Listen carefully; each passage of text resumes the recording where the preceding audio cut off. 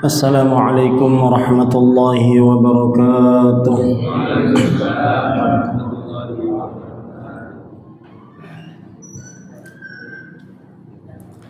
Alhamdulillahi rabbil alamin. Wabihi nasta'inu ala umurid dunya waddin. Wassalatu wassalamu ala sayyidil mursalin, habibina wa syafi'ina wa maulana Muhammadin wa ala alihi wa sahbihi ajma'in wa man tabi'ahum bi ihsanin ila yaumiddin. Subhanaka la ilma lana illa ma 'allamtana innaka antal alimul hakim. Wa tub 'alaina innaka antat tawwabur rahim. Subhanaka la fahma illa ma fahamta lana innaka antal jawadul karim. Rabbi shrah li sadri wa yassir li amri wahlul 'uqdatam min lisani yafqahu qawli. Ya Fattah ya Alim, iftah lana futuhal arifin birahmatika ya arhamar rahimin. Wa qala an-nabiy sallallahu alaihi wasallam, ar-rahimuna yarhamuhumur rahman, irhamu man fil ardi yarhamkum man fis sama'. Akhrajahu al-Imam at-Tirmidzi fi jami'ihi wa qala haditsun hasanun sahih. Alhamdulillah jamaah sekalian rahmati Allah, pada pertemuan kali ini alhamdulillah Allah pertemukan kita kembali untuk melanjutkan insyaallah hadis yang sudah kita bahas pada pertemuan sebelumnya, masih menggantikan Ustadz Miftahul Surur karena beliau sedang sakit. Kita doakan semoga Allah berikan kesembuhan yang sempurna untuk beliau. Allah berikan kemudahan segala urusan beliau. Allah berikan kita semuanya nikmatnya iman Islam hingga wafat husnul khotimah. Amin ya rabbal alamin. Jamaah rahmati Allah, hadis yang diriwayatkan dari Anas bin Malik radhiyallahu anhu, diriwayatkan juga oleh Ibnu Abbas radhiyallahu anhuma, diriwayatkan juga oleh Abu Hurairah radhiyallahu anhu, dan juga diriwayatkan oleh Abdullah bin Abi Aufa. Ya. Hadis tersebut statusnya adalah hadis hasan bahkan sahih, yang isinya thalathun muhlikatun, ada 3 hal yang menghancurkan, wa thalathun munjiyatun, ada 3 hal yang menyelamatkan. Dari 3 hal yang menghancurkan dan 3 hal yang menyelamatkan itu Rasul sallallahu alaihi wasallam menjelaskan, thalathun muhlikatun, 3 hal yang menghancurkan adalah syuhun muta'un, sifat pelit yang diikuti. Syuh, pelit, orang terlalu mengikuti nafsunya. Salah satu nafsu buruk dalam diri manusia adalah sifat pelit. Ini yang menghancurkan. Maksudnya apa? Orang pelit itu dibenci Allah, dibenci juga oleh masyarakat di sekitarnya. Orang pelit. Makanya Rasulullah SAW memberi kunci kalau kita pengen dicintai oleh Allah dan oleh sesama, yaitu jangan berharap yang dimiliki orang lain dan kita banyak memberi. Maka dalam hadis lain Rasulullah SAW menyampaikan, tahadu tahabu, saling memberi maka akan muncul perasaan saling mencintai. Orang kalau dalam kehidupan berkeluarga, bermasyarakat, satu sama lain itu saling care, saling peduli, itu biasanya akan muncul perasaan saling memiliki, perasaan saling mencintai. Tapi kalau sudah hidupnya masing-masing, individualisme, sudah masing-masing, nggak ada yang peduli satu sama lain, maka kehidupan yang seperti ini tidak akan berjalan dengan baik. Sehingga kalau seandainya ada yang kena musibah pun ya cuek-cuek aja, biasa-biasa aja. Nah, ini tandanya masyarakat yang sudah rusak, masyarakat yang sudah sakit. Masyarakat yang sakit kenapa? Sudah masing-masing. Di Selandia Baru, di tempat teman saya di sana melakukan satu perjalanan dakwah. Meskipun di Selandia Baru itu tingkat ekonominya luar biasa, ya, di New Zealand, ya, tingkat ekonominya luar biasa tinggi, pendapatan masyarakatnya, bahkan di sana ada tukang rumput orang Indonesia, pendapatan sebulannya 60 juta. Tukang rumput, potong rumput, Pak Doni namanya. Bahkan beliau dapat beberapa tawaran untuk ngurus rumput orang lain, karena sudah gak cukup waktu diserahkan ke temennya. Dia jadi udah mentok 60 juta gitu ya. Karena kalau nerima orderan lain sudah gak ada waktu lagi, butuh istirahat dan sebagainya. Tapi jamaah rahmati Allah, itu kelebihannya. Jadi tingkat ekonominya luar biasa, maju. Tapi kekurangannya, di sana hidup masing-masing. Jadi sering ditemukan di satu rumah orang udah meninggal setengah bulan baru ditemukan. Sudah sepekan udah meninggal baru ditemukan. Kenapa bisa begitu? Karena kehidupannya masing-masing. Ini orang sudah lanjut usia, anaknya udah pada menikah, anaknya jarang kontak sama orang tuanya juga, sehingga ketika anaknya datang setengah bulan berikutnya ditemukan orang tuanya sudah meninggal dunia. Tetangganya kemana? Karena hidupnya masing-masing. Beda kalau kita bermasyarakat, setiap hari sering nyapa, sering bantu, sering ngobrol, ada apa-apa ditanya. Sehari nggak ketemu, biasanya nanya, oh Pak itu kemana ya, nggak kelihatan. Biasanya sholat subuh ada, tadi nggak kelihatan kemana. Contoh. Jadi kalau masyarakat sudah nggak ada lagi saling peduli, itu sudah masyarakat rusak, sudah sakit. Jadi kemajuan suatu bangsa bukan diukur hanya semata-mata dari materi. Kalau ruhiyahnya kosong, persaudaraannya rapuh, sistem masyarakatnya rusak. Nah, jangan sampai itu juga terjadi di kita. Jangan sampai itu terjadi di kita. Kita nggak pernah bersosialisasi, berangkat habis subuh, pulang habis isya. Berangkat habis subuh, pulang habis isya, nggak ada sosialisasinya. Walaupun memang kegiatan kita sefull itu ya habis ya dari pekerjaan di rumah keluar dikit ngobrol sama tetangga, ada tegur sapa. Ngobrol depan rumah, di siskamling, di pos kamling, di tempat tongkrongan, supaya apa? Supaya terjalin hubungan di antara masyarakat itu, satu sama lain kenal, satu sama lain akhirnya peduli.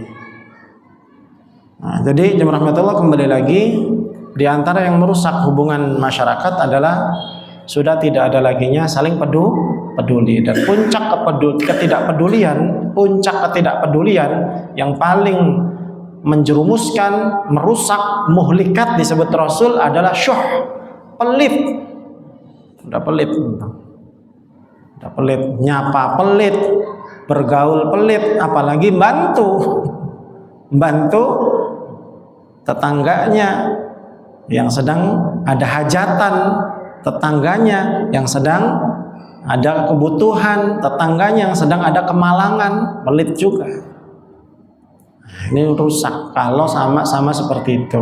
Kalau tidak, biasanya orang seperti itu ditandain di tengah masyarakat. Biasanya. Kenapa? Rusak nama dia di mata Allah.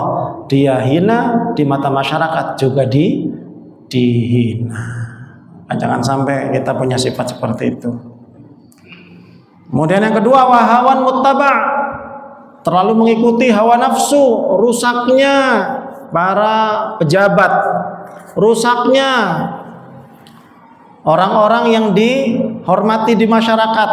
Kenapa? Ngikutin hawa nafsu. Ada satu berita beberapa pekan yang lalu ya, kalau nggak salah, seorang tokoh masyarakat menyetubuhi ponakannya sendiri. Kenapa kok bisa begitu? Dan itu sudah bertahun-tahun lamanya. Anaknya sendiri, itu bertahun-tahun lamanya. Baru dibongkar belakangan ini. Rusak. Masa depannya rusak. Kenapa bisa rusak? Karena terlalu mengikuti hawa nafsu. Pejabat juga sama godaannya. Entah itu lawan jenis atau bisa jadi harta. Kenapa? Ya terlalu mengikuti hawa nafsu. Sudah digaji besar masih pengen lebih. Itulah hawa nafsu, nggak ada habisnya. An-nafsu katifli. Nafsu itu seperti anak kecil. Jika kamu tidak menyapihnya, dia akan terus meminta, nggak ada kunjung habisnya. Begitu anak kecil. Maka harus disapih. Nyapih nafsu itu ya dengan cara ditahan. Riyadhatun nafsi. Kajian tazkiyatun nafs, pensucian jiwa. Nafsu jangan diturutin terus, nggak ada habisnya. Para pejabat-pejabat kita sudah gajinya puluhan juta, belum lagi dari dana reses, dari dana ini, dari dana itu, tunjangannya, apanya, masih kurang. Ngambil yang bukan haknya, korupsi. Itulah sumber kerusakan. Jadi jawab rahmati Allah, bicara tentang pejabat itu cerminan dari masyarakat. Karena pejabat itu adalah orang yang terpilih dari masyarakatnya. Maka kalau pengen pejabat kita baik, dimulai dari masyarakat yang baik. Maka dari itu Allah Subhanahu wa taala menyampaikan dalam surat apa? Surat Al-An'am ayat 129, wa kadzalika nuwalli ba'dadh zalimina ba'dhan bima kanu yaksibun. Surat Al-An'am ayat 129. Begitu juga kami jadikan orang-orang zalim itu pemimpin bagi sebagian dari mereka yang sama-sama zalim. Kenapa? Mereka dijadikan pemimpin orang-orang zalim itu bima kanu yaksibun, disebabkan masyarakatnya itu punya akhlak, karakter, perilaku yang bermasalah. Jadi jamaah rahmati Allah, mayoritas masyarakat kita tidak memungkiri sebagian masyarakat yang soleh masih banyak, tapi harus dari mayoritasnya ini harus diperbaiki. Karena sekali lagi, anggota dewan kah, pejabat di tingkat paling kecil sampai paling tinggi, semuanya itu ya dipilih dari individu masyarakat. Kalau individu masyarakatnya baik, kalau masyarakatnya baik, insya Allah ada banyak perubahan bagi bangsa ini. Kemudian yang selanjutnya, yang ketiga, wa i'jabul mar'i binafsihi, membanggakan diri. Membanggakan diri ini juga termasuk sesuatu yang merusak. Kenapa? Sebanyak apapun amal soleh kita, perbuatan baik kita, sia-sia di sisi Allah kalau kita sudah i'jab, berbangga diri. Bedanya tipis dengan sombong. Kalau sombong itu berbangga diri disertai meremehkan orang lain. Jadi ada gambarannya, ada perbandingannya. Oh, kalau dengan si fulan saya masih lebih baik, dia mah sholat jamaah doang, nggak ada ba'diyahnya gitu. Kalau dengan si fulan sedekahnya 5.000 ke kotak, kalau saya 50.000, ada bandingannya, itu takabur, sombong. Tapi kalau i'jabul mar'i, bangga diri doang, nggak ada meremehkan orang. Wah, dah sedekah nih, udah tambah soleh aja saya ini. Jadi jamaah rahmati Allah, i'jabul mar'i, bangga diri ini penyakit, termasuk dalam kajian tazkiyatun nafs, pensucian jiwa atau bahasa lamanya tasawuf. Itu penyakit yang merusak. Kenapa? Ibadah kita, amal sosial kita musnah pahalanya di sisi Allah. Jadi hati-hati kalau kita beramal itu harus segera melupakan. Makanya ada sebagian orang soleh yang berdoa, rutin berdoa, ya Allah, buat saya lupa dengan segala amal soleh, perbuatan baik dan ibadah saya. Dan kalaupun engkau masih membuat saya ingat, tunjukkan kekurangan-kekurangannya, sehingga saya bisa beristighfar dan saya bisa memuhasabah diri. Maka harus seperti itu yang kita biasakan, jemaah. Coba bayangkan, habis sholat kita disuruh apa sama Rasulullah? Habis sholat salam, assalamualaikum warahmatullahi wabarakatuh, assalamualaikum warahmatullahi wabarakatuh, disuruh baca apa? Istighfar. Itu kalau kita tadaburi maksudnya, habis berbuat baik itu jangan langsung bangga diri dulu. Alhamdulillah udah selesai sholat contohnya, udah gugur kewajiban. Jangan bangga diri dulu. Kenapa? Bisa jadi sholat yang kita lakukan itu banyak catatan-catatannya. Tadi baca Fatihahnya ternyata tiba-tiba waladhdallin aja. Ya karena butuhnya mana tadi lupa. Kenapa? Udah hafal, saking hafalnya baru baca bismillah tiba-tiba sudah waladhdallin. Ya kalau direkam sih bener suaranya itu, cuman pikirannya kemana-mana. Berarti kan ada yang masalah dengan sholat kita. Katanya Allahu Akbar, Allah Maha Besar, tapi pas lagi sholat mikirin juga kerjaan, bisnis. Berarti bisnis kita maha besar, kerjaan kita maha besar, urusan dengan istri kita maha besar, urusan dengan anak kita maha besar. Bohong berarti. Makanya kata Syekh Abdul Qadir Al-Jilani dalam kitabnya Al-Fathur Rabbani itu, katanya kamu ya mengatakan Allah maha besar, tapi di dalam hati kamu banyak Tuhan-Tuhan palsu. Kenapa? Itu tadi dunia, harta, hawa nafsu. Jadi jemaah rahmati Allah, jangan sampai ya sholat yang kita lakukan ini langsung jadi kebanggaan kita. Makanya Rasul mengajarkan habis sholat istighfar. Bahkan bukan cuma sekali, istighfarnya berapa kali? 3 kali. Kenapa? Istighfar pertama takutnya masih ngeblank gitu, belum fokus. Diulang yang kedua biar tambah fokus. Diulang yang ketiga biar benar-benar fokus. Kalaupun dari pertama fokus sampai 3 kali, maksudnya itu ya saking bisa jadi banyak kekurangan kita di sholat. Angka 3 kan menunjukkan angka banyak. Dalam bahasa Arab itu kalimat jamak, kalimat yang menunjukkan bilangan banyak kalau 3 ke atas. Beda dengan konsep bahasa Inggris. Kalau bahasa Inggris kan 2 ya, plural itu. Kalau bahasa Arab jamak itu 3. Jadi itu sebenarnya tadabbur. Makanya jamaah rahmati Allah, nggak boleh kita bangga diri dengan amal kita, dengan ibadah kita, dengan perbuatan baik kita. Setan itu kadang sering membisikkan. Contoh kita nih dalam berorganisasi, entah itu di tingkat RT, RW, atau di masjid, sekolah, di di lembaga-lembaga lain, atau memang di pemerintahan. Nah, kita punya banyak lah ide-ide positif nih. Wah, cakep. Terus setelah kita sudah nggak jadi pejabat, setan kadang berbisik, tuh lihat yang gantiin kamu, nggak kayak kamu kan. Sehingga kita tuh merasa itu dulu tuh saya yang merintis program itu tuh. Kalau nggak ada saya, nggak tahu sekarang kayak gimana. Ijab, bangga diri. Orang bangga diri itu menganggap dirinya itu penting, seakan-akan dialah penentu kesuksesan, dialah penentu keberhasilan. Padahal semuanya Allah yang memberikan. Kita ini makhluk lemah. Kita itu makhluk lemah. Ngapain kita suka bangga-banggain diri kita?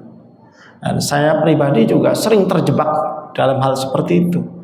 Tapi harus kita banyak akui bahwa kita ini imannya naik turun, makanya harus banyak istighfar. Astagfirullah.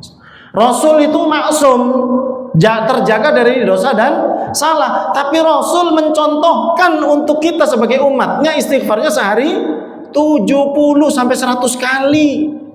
Kalau Nabi kita Nabi Muhammad saja yang maksum nggak ada dosanya, nggak ada salahnya, dijaga sama Allah, istighfarnya 70 sampai 100 kali. Lah apalagi kita yang sehari-hari dosanya bisa jadi nggak kehitung.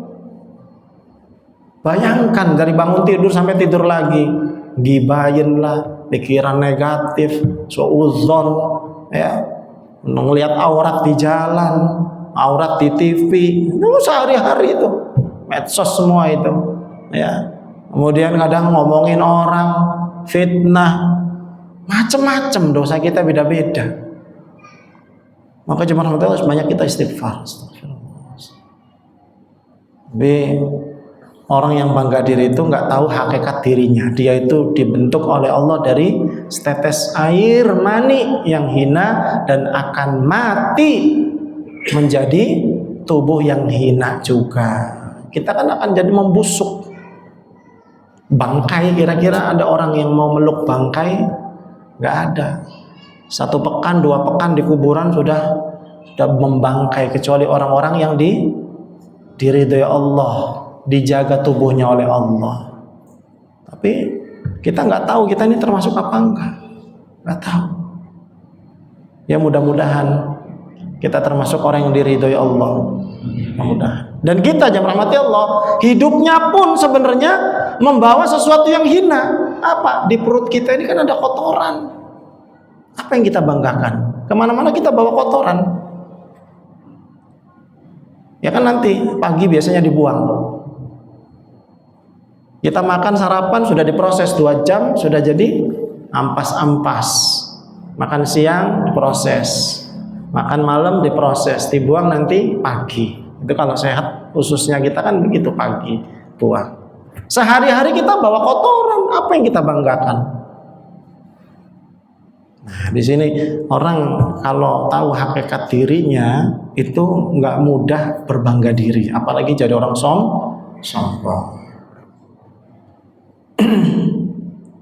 Wa thalathun munjiyat, sedangkan ada 3 hal yang menyelamatkan kita. Nah, kalau kata tadi 3 hal yang menghancurkan.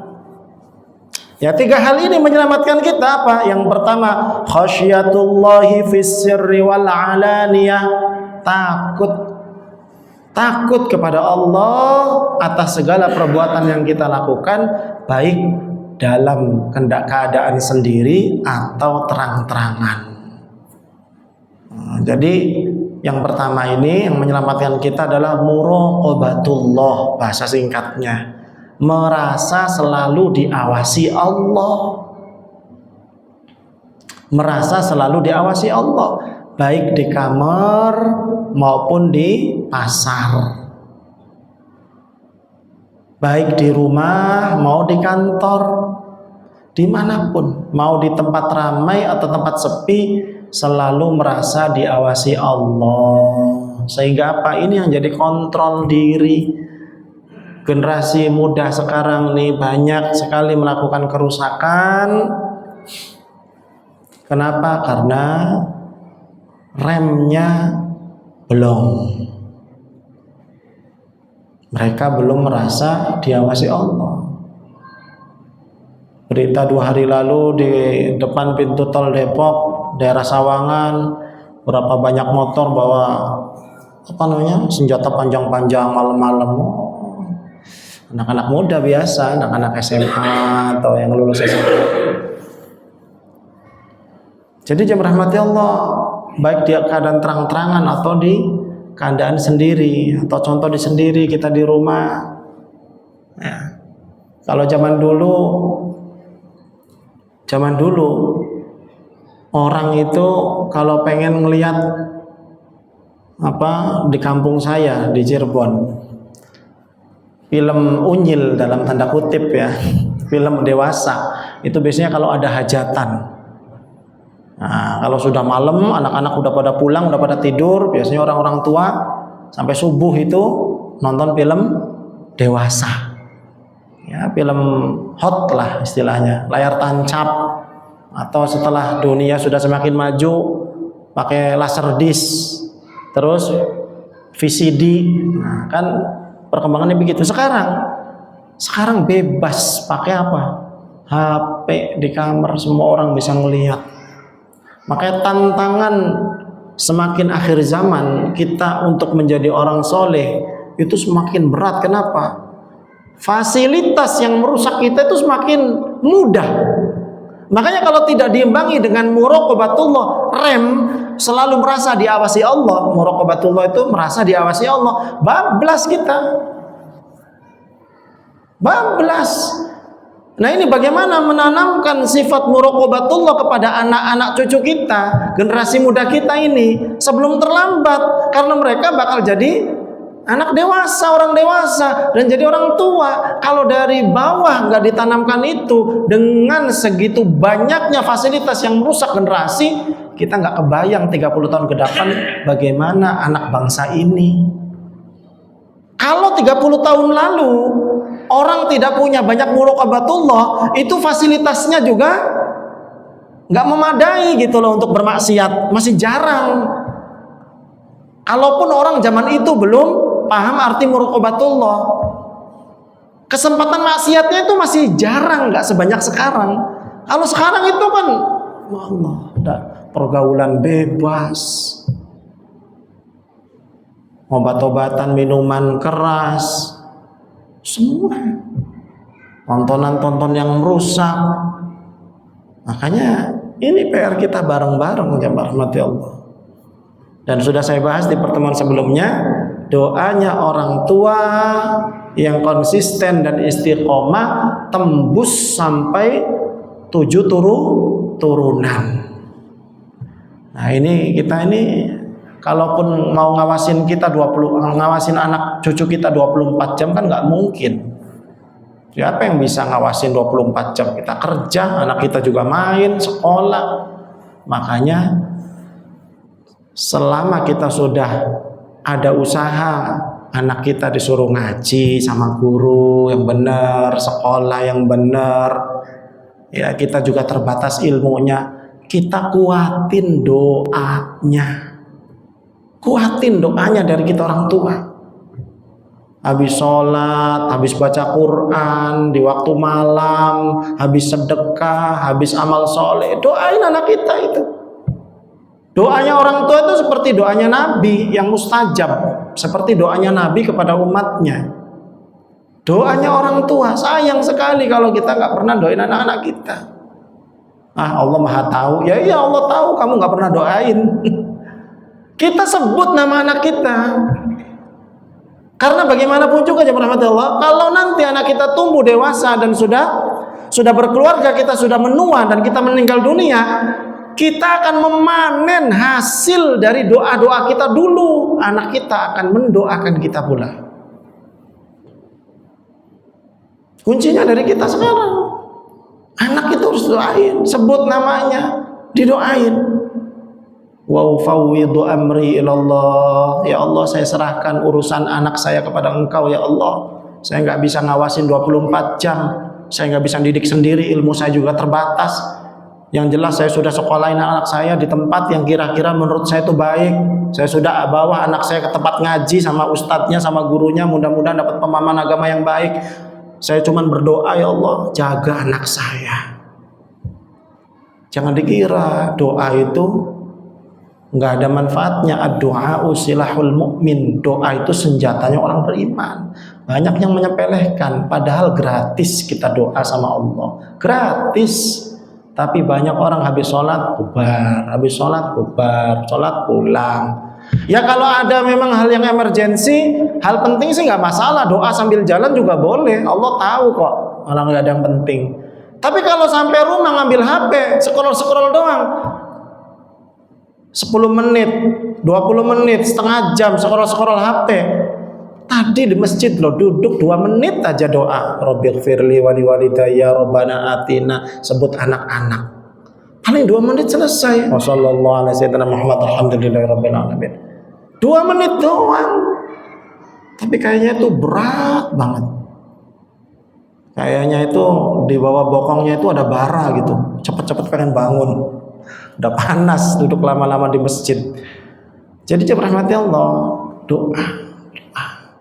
Saya selalu mengajarkan ke santri saya di Baitul Quran. Saya itu termasuk yang paling lama lah di antara, bukan semuanya, di antara ustadz-ustadz di Baitul Quran. Saya dengan Ustadz Miftahul Surur lebih duluan saya masuk Baitul Quran. Ustadz Miftahul Surur 2000 berapa? 2016 atau 17? Saya 2013. Tapi saya mencontohkan ke santri-santri saya, itu kan. Walaupun saya ini orang istilahnya itu orang senior lah, guru senior di sana, tapi saya selalu doa itu paling lama. Orang sudah pada bubar di masjid, kadang saya masih doa. Kenapa? Saya pengen jadi contoh buat adik-adik saya, buat santri-santri saya. Jangan sepelekan kekuatan doa. Luar biasa kekuatan doa itu. Istiqomahnya yang berat. Istiqomah. Kalaupun habis sholat kita nggak sempat harus doa, sujudlah doa. Kalau lupa sujud doa sebelum salam, habis tahiyat, habis baca sholawat, baca doa, kemudian doa sebelum salam, itu waktu mustajab. Apalagi ada waktu juga kita doa habis sholat. Nah, kalau bisa, satu, doain orang tua kita, dua, doain anak kita. Ketika kita meninggal dunia, anak kita juga akan mendoakan kita sebagai orang tuanya, dan anak kita juga akan mendoakan anaknya lagi. Terus itu mata rantai yang benar itu seperti itu. Kemudian yang selanjutnya adalah wal qasdu fil faqri wal ghina. Sederhana baik dalam kondisi bergelimang harta ataupun dalam kondisi kekurangan. Nah, jadi wa huwal ladzi la yamilu bihil hawa fayajuru fil hukmi. Ya. Jadi jemaah rahmati Allah, yang kedua yang menyelamatkan adalah kita bersikap sederhana saja. Kita bersikap sederhana. Dalam kondisi nggak punya, ya kita hidupnya sederhana, nggak usah dilebih-lebihkan. Saya belum makan ini udah 2 hari, banyak banget urusan, ada tagihan SPP anak belum dibayar, listrik udah bunyi. Ketemu orang yang seperti itu tuh, ketemu orang yang suka ngeluh, itu energi positif kita kesedot. Bayangin, kita ketemu dengan orang yang suka ngeluh, biasanya tuh males kita. Hidup ngeluh mulu. Anda memang tipe-tipe orang kayak gitu. Kalau cuma sekali-kali mulu, ya mulu itu nggak boleh, yang melulu ya. Tapi kalau cuma sekali dia lagi cerita sih, ya mungkin dia pengen ngeluarin unek-uneknya, nggak apa-apa dengerin. Tapi kalau setiap ketemu ngeluh, istri saya ini, anak saya ini ngeluh terus. Saya beberapa kali ketemu orang kayak gitu. Itu ternyata dalam ilmu psikologi, energi kita itu kesedot, mengalir begitu saja itu. Jadi kita itu bawaannya juga jadi males, lemes. Nah itu jangan sampai kita justru membawa efek negatif untuk orang di sekitar. Kenapa? Terlalu dilebih-lebihkan. Atau ketika Allah berikan kita kelebihan kekayaan, yaitu hedon hidupnya. Wah, semua dibeli, jam tangan 1 miliar, 10 miliar, 24 miliar. Emang gak boleh. Kekayaan di dunia ini tuh manfaat untuk orang beriman. Silakan pakai, nggak apa-apa, tapi jangan berlebihan. Maksudnya jangan selalu. Rasul tuh pakai pakaian bagus pernah, tapi nggak setiap hari bagus, mewah terus. Rasul ontanya mahal, harga unta Rasul, tapi tidak tiap hari Rasul pakai onta itu.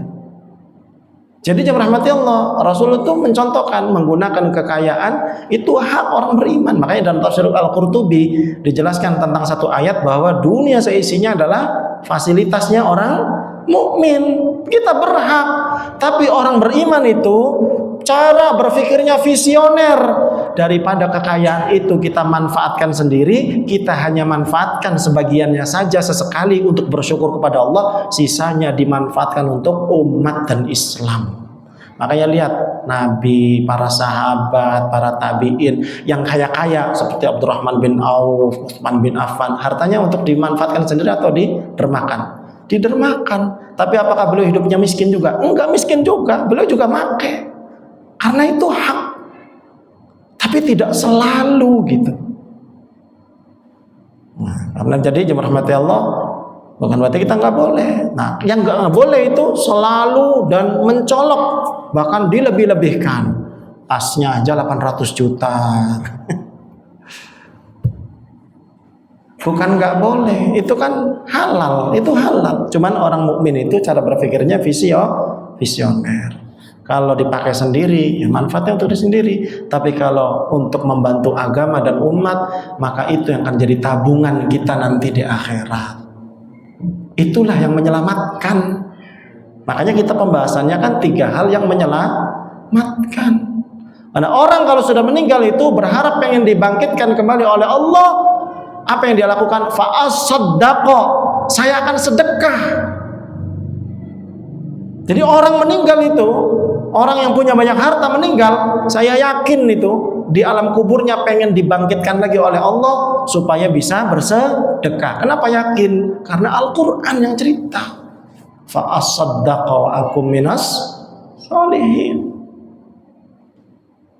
Karena saking pentingnya itu yang namanya berderma, bersedekah. Allah sudah kasih kita banyak yang namanya harta.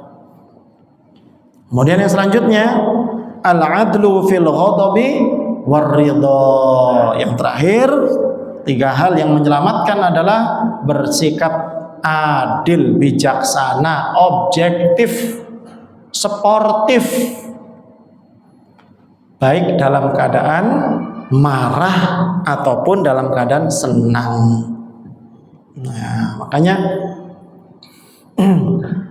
ini yang tidak semua orang bisa nguasain. Rasulullah SAW menyampaikan la yaqdi la yaqdi hakimun wa huwa ghadban atau kama qala, saya agak lupa kalimatnya. Tidak boleh seorang hakim memutuskan satu perkara dalam persidangan ketika dia marah. Kenapa? Banyak orang yang tidak bisa menguasai emosinya. Nah, kalau bisa menguasai emosinya, dia termasuk hal yang menyelamatkan dia. Banyak orang itu cara berpikirnya ya subjektif.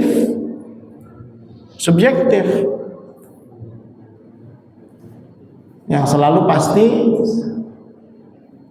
dianggap benar adalah dirinya, keluarganya, kelompoknya, jamaahnya, organisasinya, partainya, selalu. Terus kalau yang lain selalu dianggap salah. Yang lain lakukan kebaikan pun pasti dicurigai. Nggak ada benernya. Itu subjektif begitu. Maka yang menyelamatkan kita adalah bagaimana kita jadi pribadi yang objektif. Bahwa kita ini bukan nabi, bukan rasul. Kita masih mungkin ada salahnya.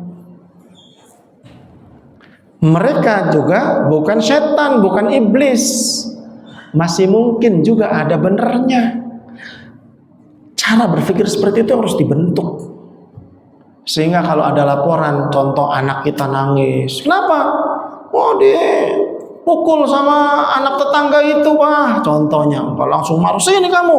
Dihajar lagi anak tetangganya. Ini yang biasanya ribut antar keluarga ini. Antar tetangga. Dengerin dulu dua belah pihak. Nah itu. Jangan sampai firridho dalam keadaan kita cinta, sayang, senang kepada seseorang, kita tidak cross check. Anggap laporannya pasti benar. Pokoknya kalau yang sudah bilang kelompok kita pasti benar. Pokoknya kalau yang sudah bilang organisasi kita, ormas kita pasti benar. Kita dikasih oleh Allah akal untuk berpikir kritis, untuk menganalisa. Afala ta'qilun, afala tatadabbarun. Kenapa kamu nggak berpikir? Kenapa kamu nggak merenungkan? Banyak sekali ayat seperti itu di Quran. Akal kita jangan dibuat nganggur, membebek dan membeo, nggak mau mencari tahu kebenarannya. Jadi jemaah rahmati Allah, itu banyak orang yang terlalu fanatik, terlalu cinta, terlalu sayang, akhirnya membela yang salah. Dia bukan membela kebenaran, dia membela egonya sendiri. Nah, ini maka kalau kita mau jadi orang yang selamat, maka kita jadi orang adil, jadi orang yang objektif, jadi orang yang sportif. Nah, ini di sini Rasulullah menyampaikan al-adlu fil ghadabi war ridha. Bersikap objektif ketika kita marah ataupun ketika kita lagi senang. Biasanya kan orang kalau sudah jatuh cinta, orang yang dicintainya melakukan kesalahan, ya nggak dianggap gitu kan.